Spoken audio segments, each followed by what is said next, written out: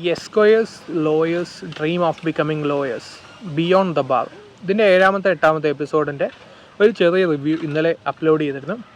അതിനെക്കുറിച്ച് കുറച്ചും കൂടെ ഡീറ്റെയിൽ ആയിട്ട് പറയുന്ന ഒരു വീഡിയോ ആണിത്. സോ നമുക്കറിയാം, നമ്മുടെ വർക്ക് പ്ലേസ് ലീഗൽ ഡ്രാമ എന്ന് പറയുന്ന ജേണൽ ഒരു സീരീസ് വരുമ്പോൾ നമുക്ക് റിലേറ്റബിൾ ആയിട്ടുള്ള, കൂടുതലും ഒരു കോർപ്പറേറ്റ് ഫേംസിലൊക്കെ വർക്ക് ചെയ്യുന്നവർക്ക് റിലേറ്റബിൾ ആയിട്ടുള്ള കുറേ സംഭവങ്ങളും ഈ ഒരു സീരീസിൽ കാണുമെന്നുള്ളത്, അതിനെക്കുറിച്ചുള്ള ഡീറ്റെയിൽ ആയിട്ടുള്ള പൊളിറ്റിക്സിനെ കുറിച്ചാണ് ഈ ഒരു 2 എപ്പിസോഡ്സിൽ പറയുന്നത്. കാരണം വളരെ സക്സസ്ഫുൾ ആയിട്ടുള്ള ഒരു അറ്റോർണിയാണ് ഇതിലെ നായകൻ. ആ ഒരു നായകനും ഇൻറ്റേണും തമ്മിലുള്ള ഒരു റിലേഷൻഷിപ്പിനെ കുറിച്ചും അവിടെ നടക്കുന്ന ഇൻസൈഡ് പൊളിറ്റിക്സിനെ കുറിച്ചും ആണ് ഈ ഒരു സീരീസ് കൂടുതലായിട്ടും ഈ 2 എപ്പിസോഡ്സിൽ സംസാരിക്കുന്നത്.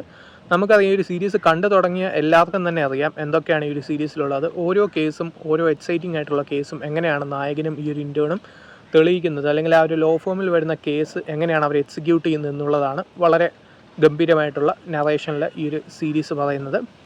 സോ ഇതിൽ ഈ ഒരു സക്സസ്ഫുൾ ആയിട്ടുള്ള നായകനെ പുകച്ച് പുറത്ത് ചാടിക്കാൻ ഒരു മാനേജ്മെൻറ്റിൽ തന്നെ ശ്രമങ്ങളുണ്ട്.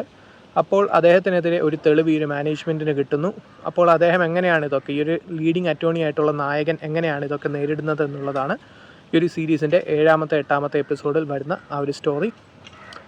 സോ ഒരു ഡൊമസ്റ്റിക് വയലൻസിൻ്റെ കേസും 8ാമത്തെ എപ്പിസോഡിൽ വരുന്നുണ്ട്. അതിൻ്റെ കൂടെ തന്നെ ഈ ഒരു അറ്റോർണി ഇൻറ്റേണും തമ്മിലുള്ള റിലേഷൻഷിപ്പ് ആയിട്ടുള്ള ഗംഭീര സംഭവങ്ങളൊക്കെ ഈ ഒരു സീരീസിൽ നല്ല രീതിയിൽ എക്സ്പ്ലോർ ചെയ്തിട്ടുണ്ട്.